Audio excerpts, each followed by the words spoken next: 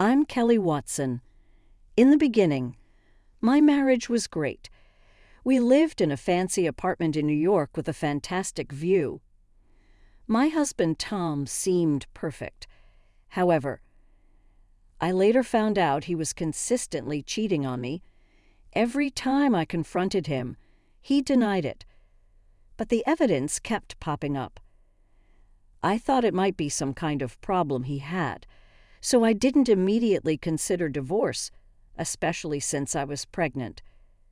I hoped things would change after our child was born, but Tom's infidelity persisted. I felt stuck. For the sake of our child, I convinced myself it was his illness, and I should endure it.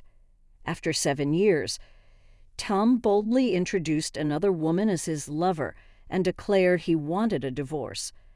It hit me harder than before because I had convinced myself his previous affairs were just flings. I tried to reason with him, bringing up our child, but he insisted on the divorce.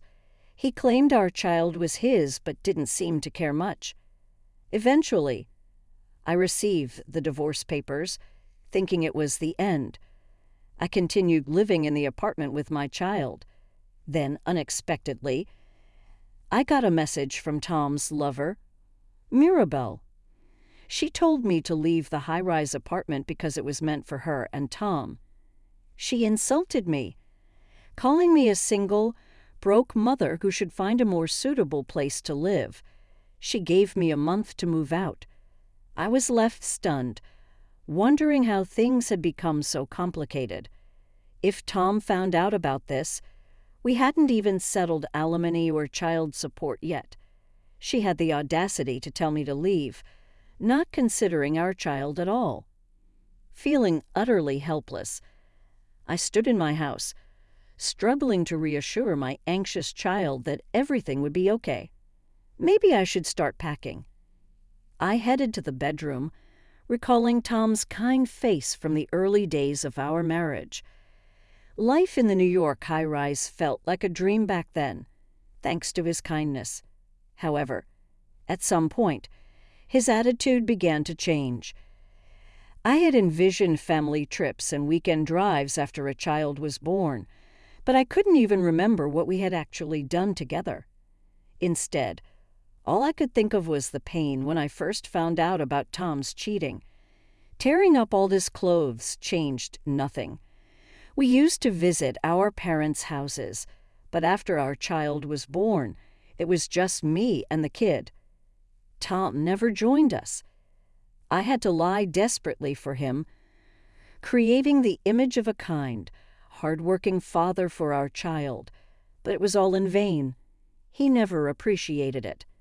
Instead, he laughed with that woman. Maybe I should have divorced sooner. Enduring all this seemed pointless. What was the point of these 7 years? Tears flowed, and I felt helpless. But not acknowledging his love, I had given Tom a justification for his cheating. He cheated because I didn't love him. That was his reasoning. I had merely given him an excuse to run away. How foolish. Maybe I was just finding excuses to not leave for our child. But can I really end everything now? I'm the one who suffered. If I let it end without doing anything, only Tom and that woman will be happy. Is that okay? I stopped packing. This can't be the end. If I'm just going to cry, I can do that anytime. So I'll get my revenge.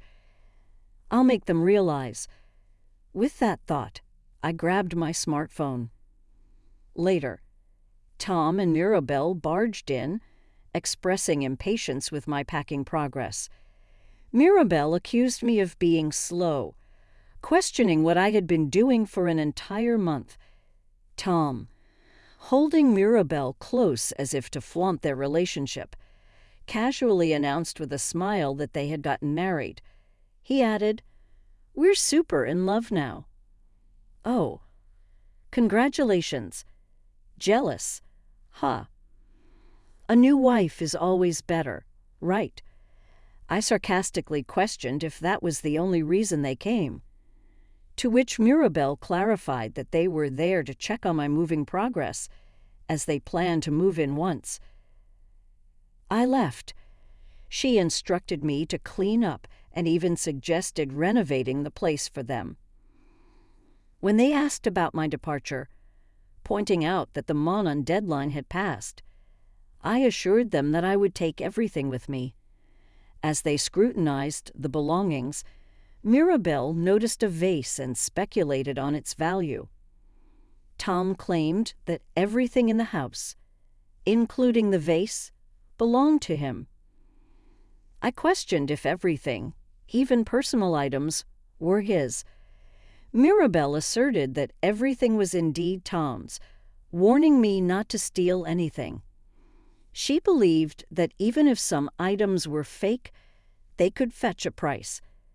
Tom bragged about the authenticity of the items, stating that they were all real and valuable. Mirabelle expressed her intent to sell everything.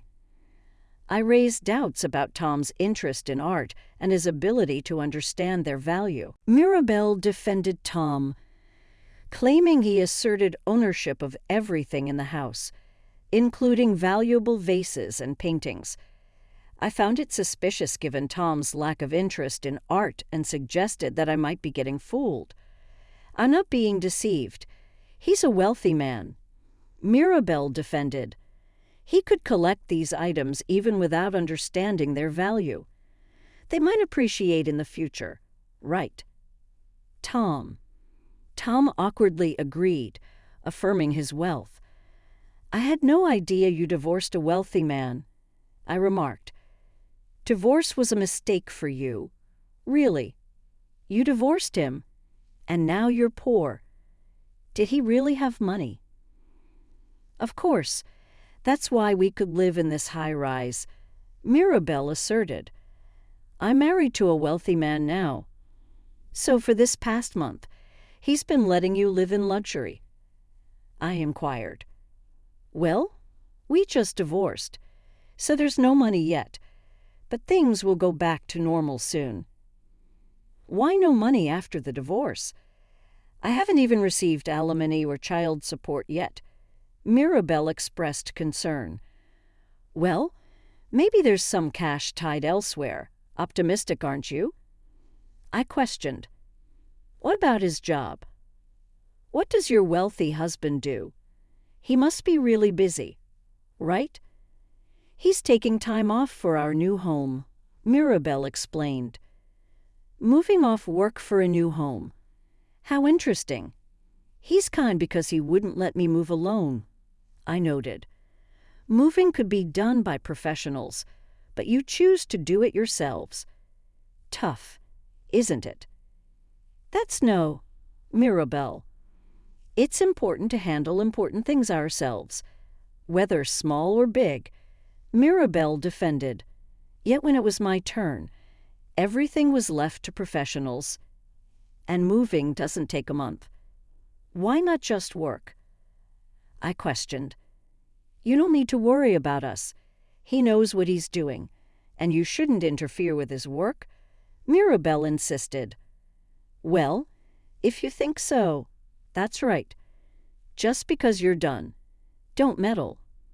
Once you're out, we'll move in and enjoy a comfortable life, I replied skeptically. We'll see how that goes, Mirabelle added.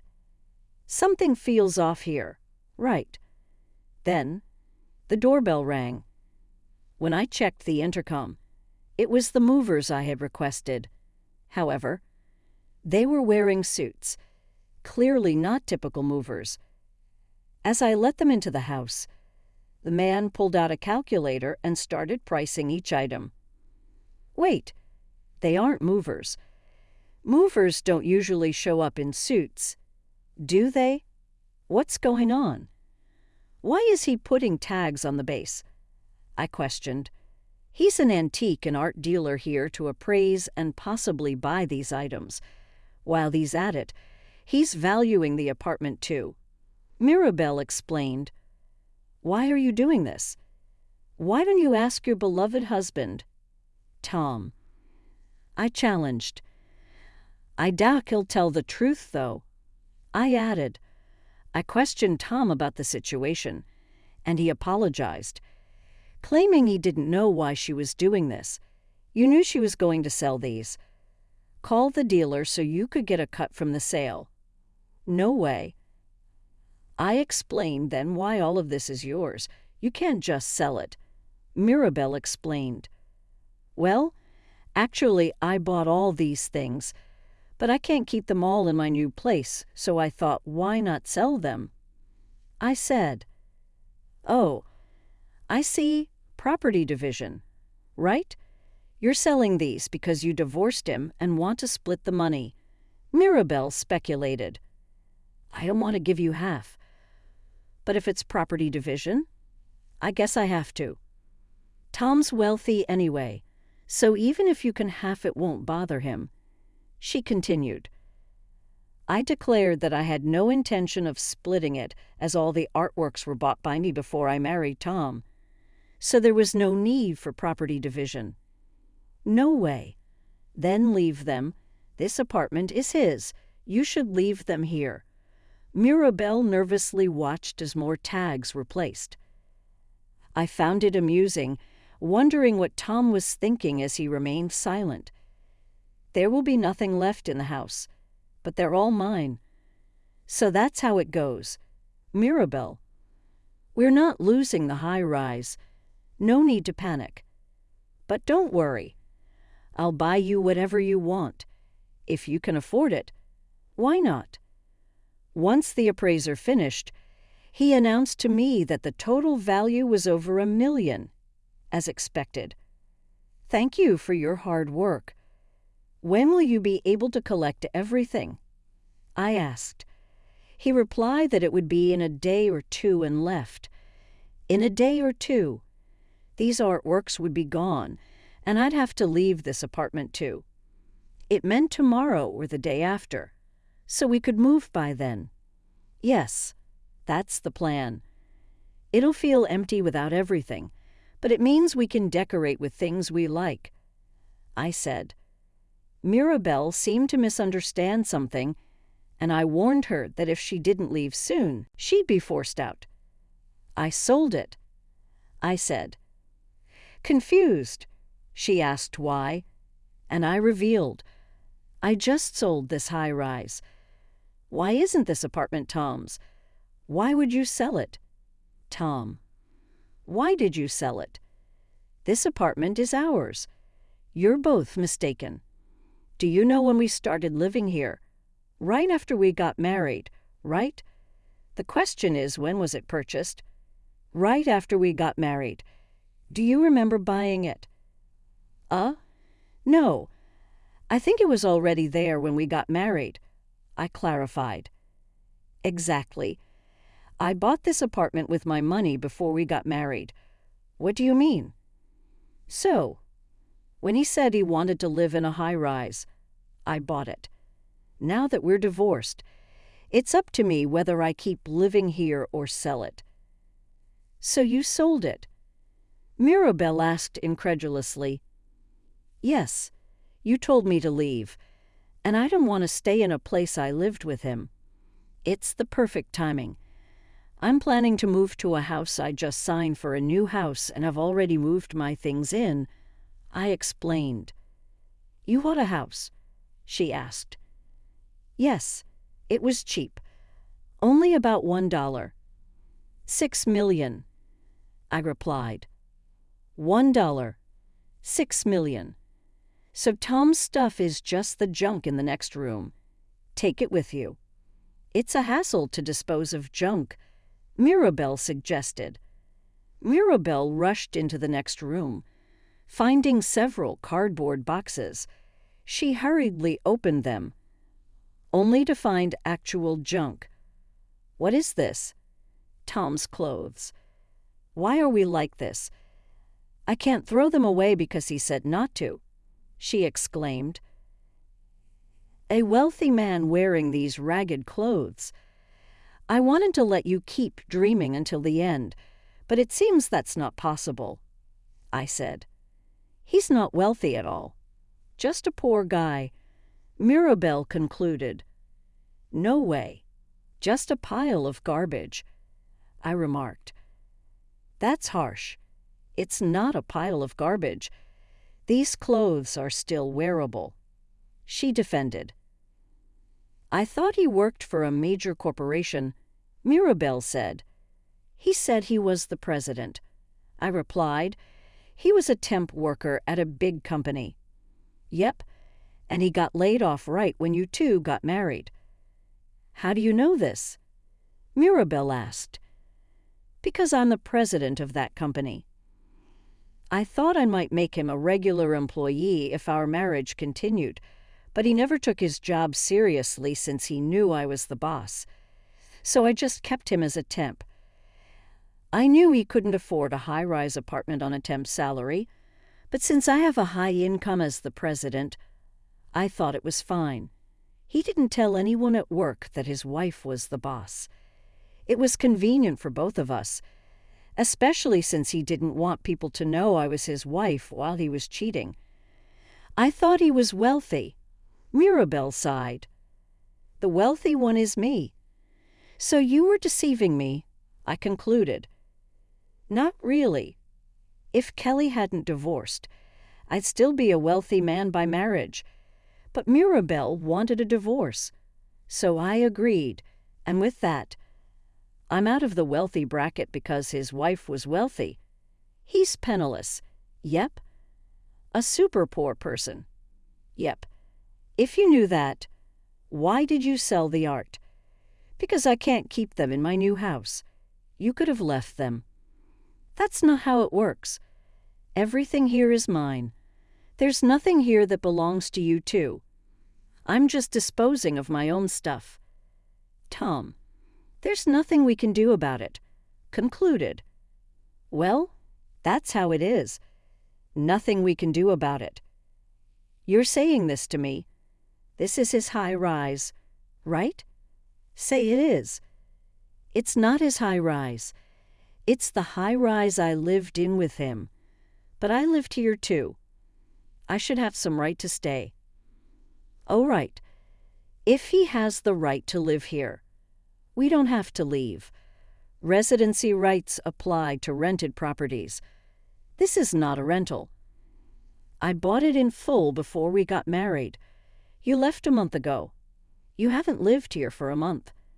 Where's the residency right in that?" "Property division. I told you earlier, this apartment isn't a jointly acquired asset. It was bought by me before we got married. There's nothing to divide with you. You're penniless and there's nothing I can do about it." "Damn it. I thought we bought everything together. You never had that kind of money. You should take a good look at yourself." Tom seemed frustrated, trying to get something out of me. But with Tom's meager salary, there was no way he could afford anything. Having faced this reality alone, he'd owned the apartment. Having faced this reality, the two of them left dejectedly. After a while, Tom contacted me again, asking where I was and admitting that he was out of money. I responded that it's none of his business where I live. "Yeah, but I'm actually out of money." "I know that already. What's your point?" Tom explained that Mirabel was blaming him for being broke and his temp job had ended, leaving him unemployed. He asked if I could hire him at my company. I rejected the idea, stating that hiring my ex-husband was absurd. Tom mentioned that Mirabel suggested it, thinking he'd be paid well as my ex-husband and the CEO of a large corporation. I found it ridiculous and pointed out that both Tom and Mirabel were out of their minds. Tom pleaded for help, admitting that marrying Mirabel was a mistake. He complained about not getting an allowance and asked for employment. I refused, stating that if I were to hire someone, it would be someone who actually works. Tom promised to work hard and even offered to write a pledge. I dismissed the idea, stating that even if he wrote a pledge, It wouldn't mean anything coming from him. Tom continued to plead, citing Mirabel's potential anger if he didn't get a job. I remained firm, asserting that it wasn't my problem and Tom had chosen his path. Tom expressed regret about his marriage to Mirabel, revealing that she had a lot of debt and was on the blacklist of payday lenders. Surprised, I questioned why Mirabel borrowed from such places, and Tom explained that she couldn't borrow from reputable sources as she never paid back. He revealed her intense obsession with money, particularly with keeping vases and paintings. Tom disclosed the significant amount she had borrowed, leading to a snowball effect of accumulating interest by borrowing from one place to pay another. It's quite impressive, making snowballs without any snow. This is the worst. What should I do? Well, since she borrowed it, it's not my problem. The responsibility to pay it back is hers, so if I divorce her, I won't be affected. That's unlikely. Why? Why do you think she married you? Because I'm handsome. There are other handsome men out there. She thought you were wealthy. Marrying a wealthy man would erase her debts. Turns out you're broke. If she lets you go now, she'll have to pay back everything herself. She won't let you go. That's ridiculous. So that's why she's always talking about money. Maybe so. I'm basically working for her now. Looks like it. This is too much. Well, you made your bed. You betrayed me and our child. Mirabel probably thought you'd be quiet about her cheating, just like you were with me. But fairy tales don't happen that often. I've been tricked. It's like the fox and the raccoon tricking each other. Fox and raccoon. Yes, both of you were deceiving each other. What if some scary people come to collect the debts? That might happen. You should be prepared for that. No way. Kelly, please help me. Hire me with a high salary. No way. You're not worth a high salary. You can't do anything. Don't say that. I'll really work hard this time. If not, lend me money for a divorce lawyer. Don't joke. If you want to talk about that, first pay the alimony and child support later. Tom, cut off from income, was constantly nagged by Mirabel to work. He used to share a life with me, but he despised working. The thought of his hard-earned money going to Mirabel's debts made him reluctant to work, even joking that working would mean losing. They fought daily, but without money, they couldn't sustain their life. Tom tried to solve their financial issues by borrowing money and gambling, falling into a vicious cycle. Realizing this wasn't working, he finally found a part-time job. However, his naive attitude led to quitting whenever scolded by high school seniors or older women colleagues. Meanwhile, Mirabel accumulated substantial debts before Tom even knew about it. She disappeared without a trace, leaving Tom overwhelmed by ballooning debt.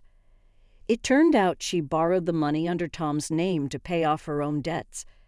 Tom complained, but the lenders, from the dangerous side of money lending, just yelled, insisting he had to pay. Tom came to me begging for help, but I refused. Since then, I haven't seen him, and no one knows what became of him. As for me, tired of high-rise living, I bought a house and now enjoy harvesting in the home garden with my daughter. Seeing her happy face, I feel confident that divorcing was the right decision.